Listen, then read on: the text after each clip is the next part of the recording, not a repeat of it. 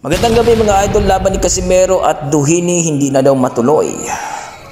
Jerwin Ancahas ay handang-handa na dito kay Takuma Inoue sa kanilang laban.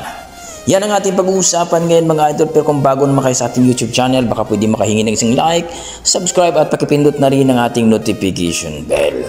Well mga idol, alam naman natin na kung saan ay talagang bulgara na po at pinag-usapan na talaga itong si Casimero at si Duhini ang maglalaban dito sa eliminator bout. Dahil pinag-utos na po itong si Cuadros Casimero na mapalaban dito sa eliminator bout at ito nga si Duhini sapagkat siya po ang rank number 3 sa